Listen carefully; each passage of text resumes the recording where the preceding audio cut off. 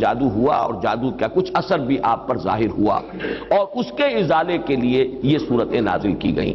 اس پہلو سے بھی یہ ثابت ہو جاتا ہے، اس لیے کہ جادو کا جو قصہ ہے نبی اکرم صلی اللہ علیہ وسلم پر، وہ میں آپ کے سامنے اس وقت اجمالاً بیان کر دیتا ہوں۔ یہ ہماری تفسیروں میں بڑی تفصیل کے ساتھ موجود ہے، بلکہ مولانا مودودی نے تو تمام روایات کو جمع کر کے اس کا ایک پورا مربوط جو ہے تسلسل کے ساتھ پورا ایک واقعہ مرتب کر کے اپنی کتاب میں تفہیم میں درج کر دیا ہے۔ یہ واقعہ ہے صلح حدیبیہ کے بعد کا۔ صلح حدیبیہ کے بعد جیسا کہ آپ کو معلوم ہے کہ نبی اکرم صلی اللہ علیہ وسلم چونکہ مشرکین عرب کی طرف سے فارغ ہو گئے اور یکسو ہو کر اب آپ نے یہود خیبر میں جو آباد تھے اور جو لوگ یہاں سے گئے تھے مدینے سے، وہ بھی وہیں جا کر آباد ہو گئے تھے، اور وہ اسلام کی مخالفت کا ایک بہت بڑا مرکز بن گیا۔ تو صلح حدیبیہ کے بعد آپ نے ادھر کا رخ کیا، یہ تو تاریخاً ثابت ہے، اور اس کے بعد خیبر فتح ہوا۔ لیکن معلوم ہوتا ہے کہ یہود کو، خیبر کے یہود کو پہلے سے اندازہ ہو گیا تھا کہ اب یہ رخ ہماری طرف ہوگا، اب یکسو ہو گئے محمد صلی اللہ علیہ وسلم، تو اپنی پوری طاقت کے ساتھ وہ ہمارے اوپر حملہ آور ہو سکتے ہیں۔ تو انہوں نے گویا کہ پیش بندی کے طور پر یہ کوشش کی کہ ان کا ایک وفد آیا مدینے میں، اور یہ لبید ابن عاصم ایک شخص تھا بنی زریق کا، جو انصار ہی کا ایک قبیلہ ہے بنی زریق، ان میں ایک شخص لبید ابن عاصم منافق تھا، یا یہ کہ کم سے کم یہودیوں کا حلیف تھا۔ انہوں نے آ کر یہود کے وفد نے ان سے کہا کہ ہم نے تو اپنا سا زور لگا لیا محمد کی مخالفت اور ان کا راستہ روکنے کے لیے صلی اللہ علیہ وسلم، ہم ناکام ہو چکے، اب تم کوئی آخری کوشش کرو، تم بہت بڑے جادوگر ہو، بہت ہی ماہر ساحر ہو، تو تم کوئی کوشش کرو اور سحر کرو محمد پر صلی اللہ علیہ وسلم۔ اور 3 اشرفیاں پیش کی۔ اشرفی اس زمانے میں ایک بڑی شے کہ یہ ہدیہ بھی حاضر ہے، اب تم کوئی زور لگاؤ۔ اس نے پھر خدمات حاصل کی ایک یہودی لڑکے کی جو حضور کے ہاں اس وقت بطور خادم کام کرتا تھا۔ اس نے کہیں سے حضور کی کنگھی کے 2-3 دندانے جو ہیں وہ توڑے، اور اس میں آپ کے منہ مبارک بھی تھے، جیسے کنگھی کے اندر آپ کو معلوم ہے بال جو ہیں وہ کہیں اڑ جایا کرتے ہیں آخر میں، تو وہ لے کر اس کے پاس گیا، اس پر اس نے جادو کیا۔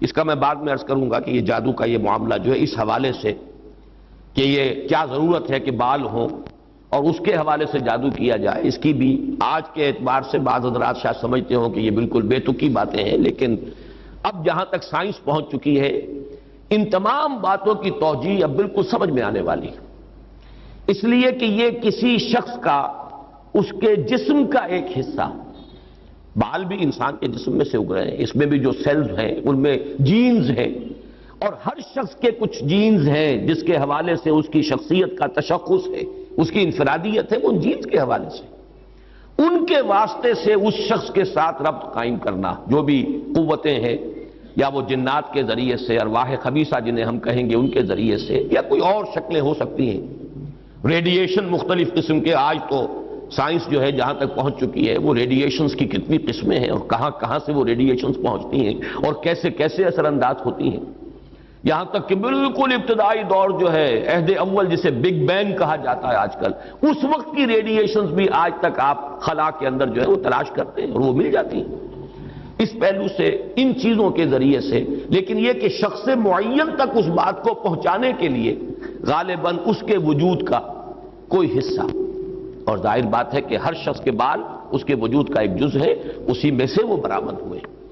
بہرحال اس پر وہ جادو کیا گیا، اور وہ کوئی تانت یا کوئی شے تھی جس میں گرہیں لگائی گئیں، 11 گرہیں اس میں تھیں، پتلا سا بنایا گیا اور پتلے میں پھر وہ سوئیاں چبوئی گئیں، اور پھر ایک کنویں میں زروان یا زو اروان یا زی اروان اس کنویں کا نام تھا، وہاں جا کر کسی پتھر کے نیچے، اس کے تہ میں پتھر کے نیچے وہ دبا دیا گیا، اس کے اثرات حضور پر ظاہر ہوئے۔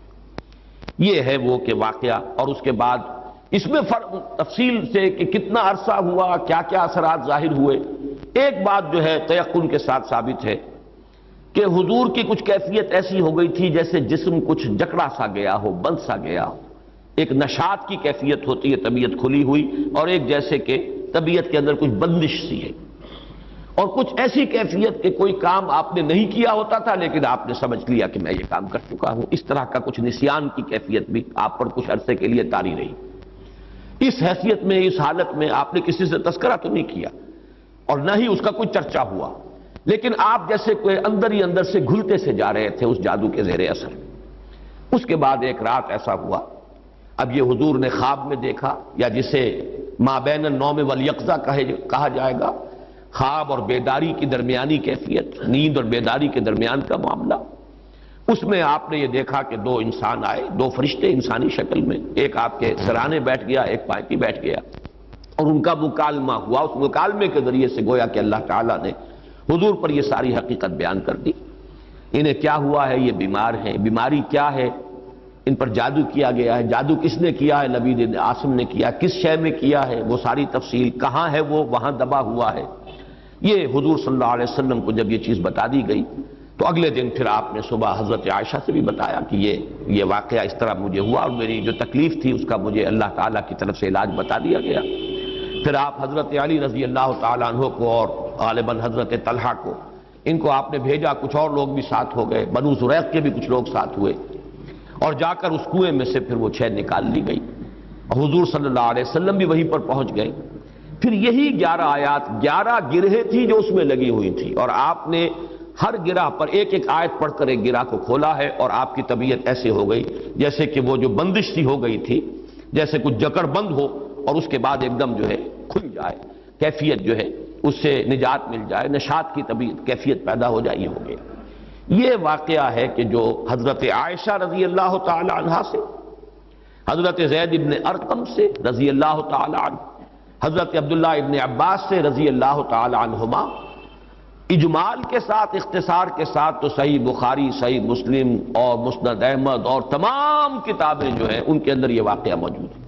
البتہ یہ کہ صحیحین میں جو روایت ہے وہ بہت اجمالی ہے، جبکہ یہ تفاصیل جو ہیں زیادہ، اور جنہیں زیادہ ان تفاصیل کی سے شوق ہو اور کوئی دلچسپی ہو تو وہ مولانا مودودی صاحب کی تفہیم میں دیکھ لیں، اس میں یہ کہ زیادہ تفاصیل ہے، لیکن یہ تفاصیل صحیحین کی روایت میں نہیں، اس میں اصولاً بات ثابت ہے کہ حضور پر سحر ہوا اور سحر کے یہ اثرات ہوئے، اور اس کے بعد اس طریقے سے وہ سحر جو ہے اس کے اثرات ظاہر کیے گئے۔ ایک تواتر کے ساتھ جو ہمیں روایت ملتی ہے کہ یہ حضور صلی اللہ علیہ وسلم پر جب سحر ہوا ہے اس وقت یہ صورتیں نازل ہوئی ہیں، اور حضرت جبرائیل علیہ السلام نے یہ تلقین فرمائی کہ ان آیات کے ذریعے سے آپ اس سحر کے اثر کو زائل کریں، چونکہ ان میں ایک آیت موجود بھی ہے وَمِن شَرِّ النَّفَّاثَاتِ فِي الْعُقَدِ، تو اس کے حوالے سے اس میں ایک ربط بھی قائم ہوتا ہے، وَمِن شَرِّ النَّفَّاثَاتِ فِي الْعُقَدِ، اور پھونک مارنے والیوں کی شر سے کہ جو گرہوں پر، عقدوں پر پھونک مارتی ہیں۔ یہ ہے وہ جادو اور ٹونے کا معاملہ، جادو، ٹونا، ٹوٹکا۔ اس میں نفاسات کیوں آیا؟ جادوگر تو مرد بھی ہوتے ہیں، عورتیں بھی ہوتی ہیں، اس کے بارے میں مختلف تعبیرات کی گئی ہیں، چونکہ ان کے نفوس کی یہ شرارت ہے لہذا نفس کی طرف نسبت دیتے ہوئے اسے مؤنث بنایا گیا، یا چونکہ ان کی جماعتیں ہیں، ان کے گروہ ہیں، لہذا ایک جماعت کے لیے لفظ مؤنث کہا جاتا ہے عربی زبان میں، تو شاید اس کے اعتبار سے نفاسات کہا گیا۔ ایک رائے یہ بھی ہے کہ عاصم ابن لبید کی بہنیں اور بیٹیاں خاص طور پر ماہر تھیں، اور جو جادو اس نے کیا حضور صلی اللہ علیہ وسلم پر اس میں وہ بھی شامل تھی، اس لیے شاید یہ نفاسات کا لفظ آیا ہے۔ بہرحال اس پر ہمارے تمام مفسرین کا اجماع ہے کہ اس سے مراد ہے جادو کے لیے، ٹونے کے لیے، ٹوٹکے کے لیے کچھ پھونک پھونک کر گرہوں پر پھونکے مارنا اور گرہ لگانا۔ عقد یہ جمع ہے عقدے کی، عقدہ کہتے ہیں گرہ، تو عقدہ جمع اس کی عقد، گرہوں پر پھونکے مارنے والیوں کے شر سے رب الفلق کی پناہ میں آتا ہوں۔ جادو برحق ہے، کلمات کی تاثیر ثابت ہے، ہر کلمہ، کلمہ خیر ہو، کلمہ شر ہو، اس کی کوئی تاثیر ہے، اس کے کوئی نتائج ہے، اور اس کے نتائج نکلتے ہیں۔ جیسے کہ جسمانی کسی کو زخم لگایا جائے، جیسے حضور صلی اللہ علیہ وسلم کو بھی زخم لگا ہے غزوہ احد میں، خون کا فوارہ چھوٹا، زیادہ خون بہہ گیا تو غشی بھی طاری ہوئی، سب کچھ ہوا، دندان مبارک شہید ہوئے۔ جیسے جسم اطہر پر یہ اثرات جو ہیں خارجی حملوں اور خارجی جو زخم لگے ہیں ان کے ظاہر ہوئے، اسی طرح یہ مانوی قسم کا جو حملہ تھا اس کا بھی نبی اکرم صلی اللہ علیہ وسلم پر اثر ہوا ہے۔ یہ صحیحین کی روایات سے ثابت ہے، اور میں یہ سمجھتا ہوں کہ اس سے انکار کرنا در حقیقت یہ اس دور کے بڑے فتنوں میں سے ایک فتنہ ہے۔ جو چیز اس طریقے سے ثابت ہو جائے اور اس میں کہ عقلی اعتبار سے خود قرآن سے ثابت ہے. اس لیے کہ حضرت موسیٰ علیہ السلام پر بھی جادوگروں کے جادو کا اثر ہوا، قرآن میں ثابت ہے. جب مقابلہ ہوا ہے اور حضرت موسیٰ علیہ السلام کا معجزہ بھی یہی تھا نا کہ عصا ڈالتے تھے زمین میں، وہ اژدہا بن جاتا تھا. حیۃ تسعیٰ، سانپ ہے ہلنے والا، چل رہا ہے. اور وہی کچھ انہوں نے کر کے دکھا دیا عارضی طور پر. جادوگر آئے، انہوں نے اپنی چھڑیاں اور اپنی رسیاں پھینکی اور وہ بھی نظر آئیں، سب کو نظر آئیں کہ جیسے سانپ ہے چل رہے. جیسے سب کو نظر آئی حضرت موسیٰ کو بھی نظر آئی. جیسے نظر بندی آپ کہتے ہیں، نظر بندی سب کی ہوئی تو حضرت موسیٰ کی بھی ہو گئی. عصمت انبیاء سے یہ کوئی شے بعید نہیں ہے. معلوم ہوا کہ قرآن سے ثبوت مل رہا ہے. اور جیسے حضرت موسیٰ علیہ السلام کے بارے میں تو یہاں تک ہے فَأَوْجَسَ فِي نَفْسِهِ خِیفَةً موسیٰ، ایک خوف پیدا ہوا اندر. اور خوف جو ہے بالکل سمجھ میں آتا ہے، معقول بات ہے، منطقی بات ہے کہ فوراً یہ اثر ہوا ہوگا کہ یہ تو وہی کچھ انہوں نے کر کے دکھا دیا جو اللہ تعالیٰ نے مجھے عطا فرمایا تھا معجزہ. دیکھنے والوں کو تو وہی کچھ نظر آ گیا. فرق کیا ہوا؟ ڈگری کا فرق رہ جائے گا شاید. لیکن یہ کہ جب اللہ تعالیٰ نے فرمایا ہے موسیٰ لا تخف انک انت الاعلیٰ، گھبراؤ نہیں، تم ہی جیتو گے، تم ہی سربلند رہو گے، گھبراؤ نہیں، خوف محسوس نہ کرو، ذرا جو تمہارے ہاتھ میں اسے ڈالو تو صحیح.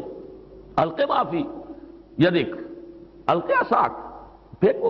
اور اب اس اژدہا نے جو حضرت موسیٰ کے عصا سے بنا ہڑپ کر لیا ان تمام سانپوں کو جو نظر آ رہے تھے. تو معلوم ہوا کہ یہ جادو تھا اور یہ جادو نہیں کوئی اور شے ہے. اور یہ بھی میں نے بارہا عرض کیا ہے کہ یہ بات، یہ حقیقت بھی منکشف انہی پر ہوئی جو جادوگر تھے. دوسرے والوں کو تو دیکھنے کو یہی پتا چلا ہوگا یہ بڑا جادوگر، یہ چھوٹے جادوگر. اور کیا، بڑا جادوگر غالب آ گیا، چھوٹے جادوگر جو ہے نا ہار گئے. بڑے جادوگر کا نے جو جادو پیدا کیا اس نے ہڑپ کر لیا چھوٹے جادوگروں کے جادو کو. تو زیادہ سے زیادہ ان کے ذہن میں تو یہی بات آئے گی. لیکن جادوگر جانتے تھے یہ شے کچھ اور ہے، یہ جادو نہیں ہے. اس لیے کہ ہر ماہر فن اپنے فن کی لیمیٹیشنز کو جانتا ہے. تو حضور صلی اللہ علیہ وسلم پر بھی یہ ہوا ہے. باقی مختلف لوگوں نے مختلف طریقے سے اس کی نفی کی ہے، مذاق اڑایا ہے. اس پر یہ کہہ دیا کہ اس سے تو پھر نبی کی عصمت جو ہے وہ ختم ہو گئی. لوگ جو کہتے تھے کہ یہ جادوگر ہیں، گویا کہ ان روایات اور ان احادیث کو ہم قبول کر لیں تو جادو کا اثر ہو جانا ثابت ہو گیا. حالانکہ اس میں بھی بڑا فرق ہے. وہ کہتے تھے جادوگر کس معنی میں کہ یہ خود جادو کر رہا ہے. یہاں یہ کہ جادو کا اثر آپ پر ہوا ہے، اور وہ بھی اثر اس درجے میں نہیں ہوا کہ جس سے آپ کی عصمت مجروح ہو جائے اور غیر معتبر ہو جائے. اس لیے کہ اس کا کسی اور کو تو پتہ ہی نہیں چلا، گھر والوں کو بھی اندازہ نہیں ہوا. صرف حضور نے اس کیفیت کو محسوس کیا ہے، اور وہ بھی صرف دنیاوی معاملات میں. کسی نماز کے بارے میں یہ نہیں آیا کہ حضور نے نہ پڑھی ہو اور آپ کو یہ گمان ہو گیا ہو کہ میں پڑھ چکا ہوں. نہیں، البتہ یہ کہ تعلق زن و شوق، میں اپنی فلاں اہلیہ کے ہاں ہو آیا ہوں لیکن آپ نہیں گئے. اس طرح کا کچھ معاملہ انسانی معاملات، خالص بشری تقاضوں کے ضمن میں، بشری معمولات کے ضمن میں تو یہ اثر ہوا ہے کہ آپ نے کوئی کام نہیں کیا لیکن خیال یہ کیا کہ کر لیا ہے. باقی یہ کہ جو کار نبوت ہے یہ ہے محفوظیت. اللہ تعالیٰ نے اس جادو کے اثر سے بھی جو آپ کا فرض منصبی ہے، آپ کے نبوت اور رسالت کے جو پہلو ہیں ان کو محفوظ رکھا ہے، اس زمانے میں بھی، اس دور میں بھی جبکہ آپ پر یہ جادو کا اثر تھا. بہرحال جادو برحق ہے، البتہ جادو کرنا کفر ہے.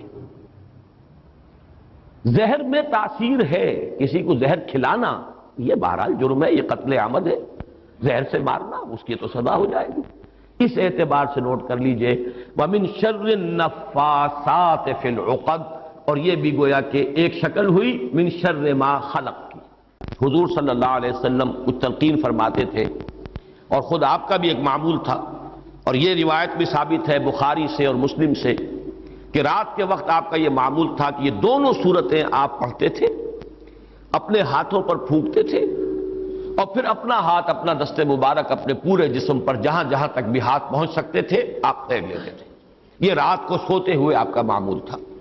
یہاں تک کہ مرض وفات میں جب آپ پر نقاہت بہت زیادہ طاری ہو گئی تو ایسا بھی ہوتا رہا ہے کہ حضور صلی اللہ علیہ وسلم کے ہاتھ حضرت عائشہ نے اٹھائے، حضور نے اس پر پڑھا، پھونکا، اور پھر حضرت عائشہ نے حضور کے ہاتھ جو ہیں آپ کے جسم کے اوپر پھیر دیے.